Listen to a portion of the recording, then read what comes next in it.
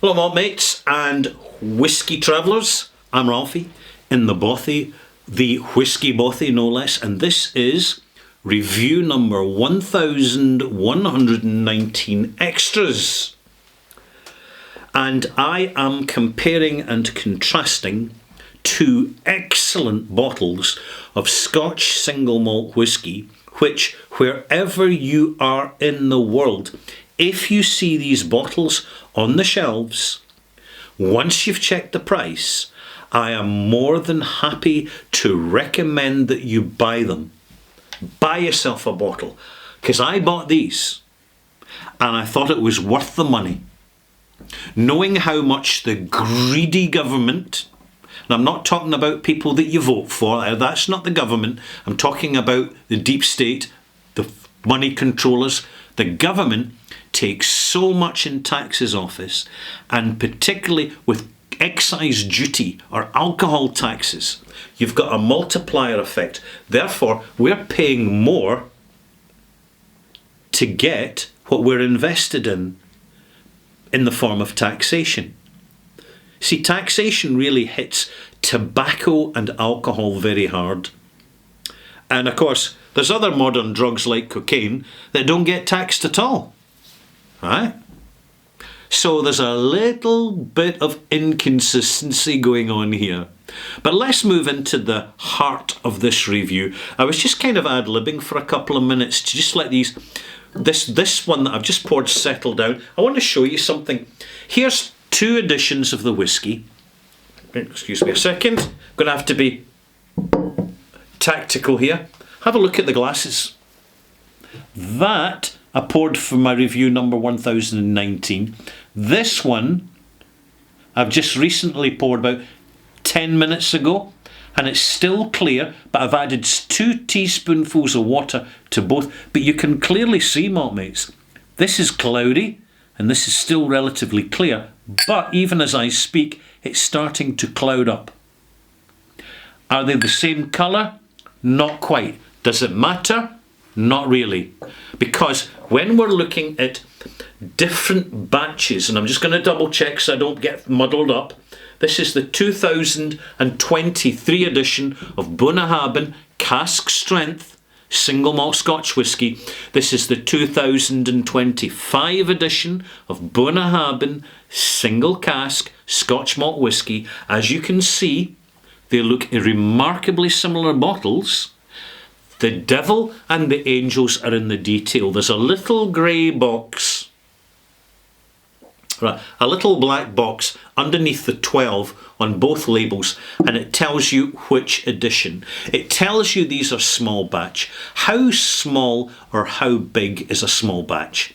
A small batch in the whisky industry is any damn size you want it to be. It's as simple as that. There's no rules, there's no guidance, nothing like that, and frequently it can be used as a marketing gimmick, suggesting that if it's small, a small batch, there's less of it and it's even more precious. It's one reason why some companies bottle in 50 centilitre bottles rather than 70 centilitre bottles. It's a gimmick and a strategy to hide the true cost of the whisky. Because in the 50 centilitre bottle, you're getting significantly less whisky. Therefore, it's cheaper for them to produce. And they're putting it into a cheaper bottle because there's less glass involved. And the label's probably smaller, so less label costs.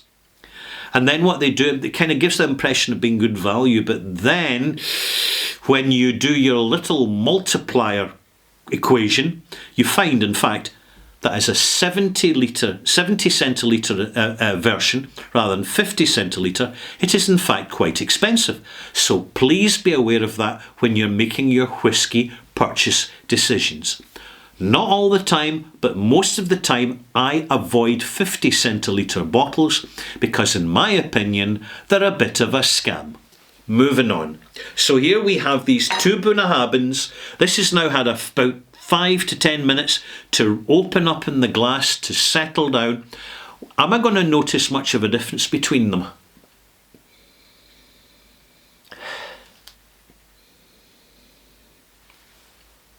Not really. In fact, I'm surprised at just how remarkably similar these are, not just in smell, but in taste.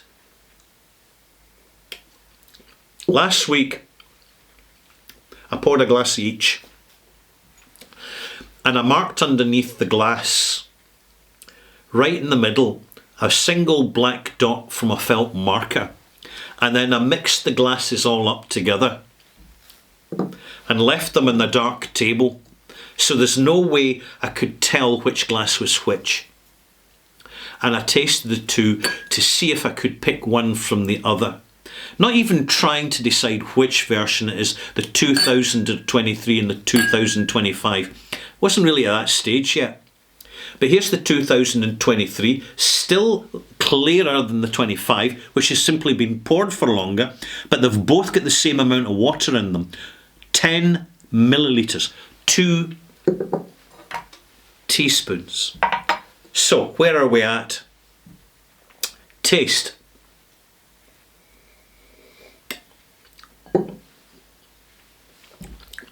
Slightly minty. Pineapple mint. Pineapple cubes, confectionery. Boiled sweets. Tangy. Raisiny. Fudgy. Baked banana. The other one, 25 edition. Less tangy. The flavour is very similar. The major difference between these two is not the flavour, it's the sensation intensity. It's the sweet and sour balance. That's the difference. So you're getting virtually the same product, which, by the way, I want to say is all credit to Bunnahabhain. When you're getting different batches this consistent, it means one simple thing. The team at that distillery are on top of their game. Totally. Well done, Bunnahabhain. We're not looking for absolute consistency. We shouldn't be expecting it. We should expect some variation. Here, there's not a lot of variation in the flavour, which would suggest a different combination of contributory casks, bourbon, sherry, different styles of sherry, fino, amontillado, palo cortado, wine, white wine, sauternes, chateau d'yquem. What you have is actually in the sensation range. And where are the sensations, the sweet and the sour, where's that coming from? It's coming from a combination of the grain used in making the whiskey and the wooden casks that the whiskey is maturing in. It's the cask that makes the whiskey. Every single time, it is the most uncontrollable but controllable component that will define the success of any distillery is the quality of their cask policy, which is frequently down to two things: how much they're prepared to spend in their casks, and secondly, the quality of their contacts within the cask supply field, whether it be winemakers, sherry makers, bourbon makers, because there's definitely a pecking order.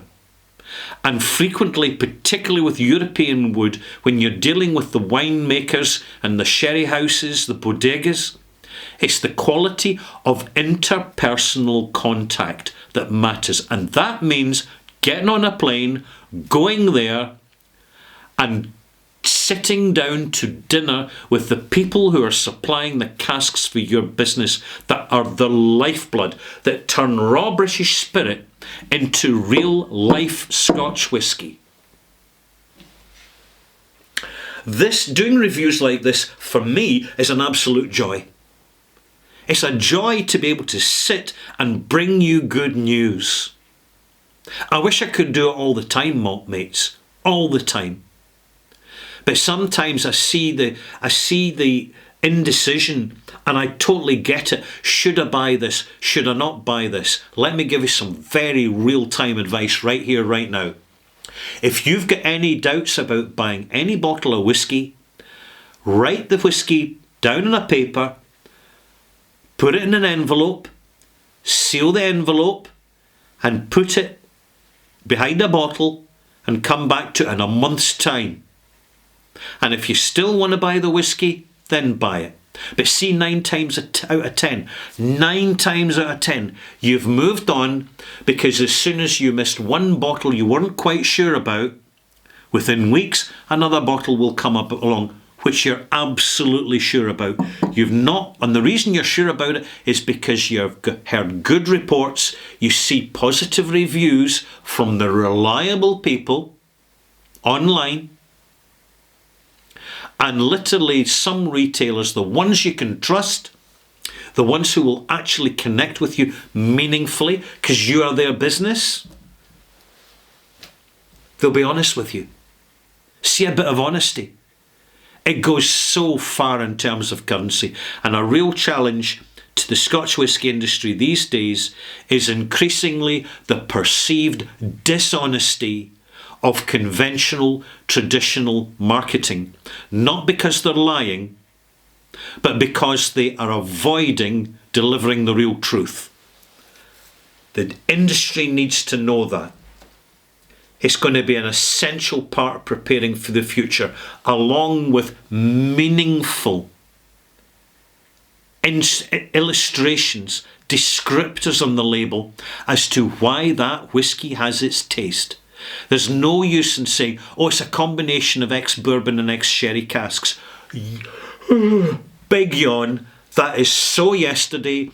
Nobody cares. It means you're giving information without saying anything. People want to know, how fresh are the casks? Were they wet casks or reassembled casks?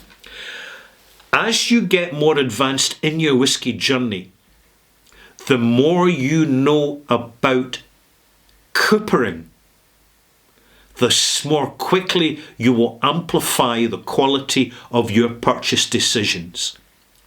Whisky is nothing without the casks. But it's something special with good casks. But it's totally crap with bad casks.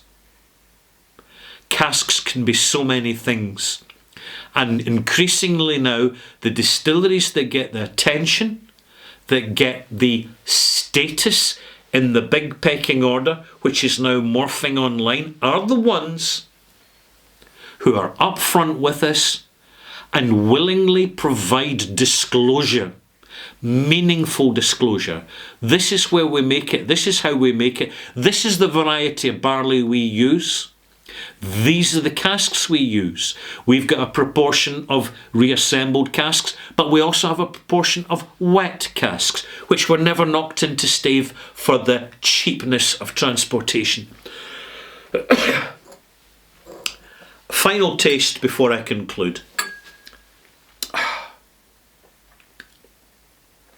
I wish all my jobs were this easy.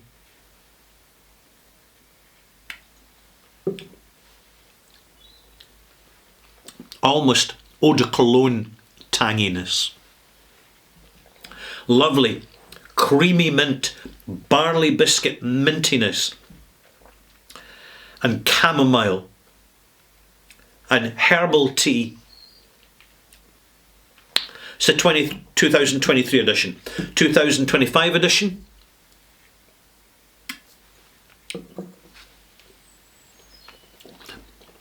More cask orientated.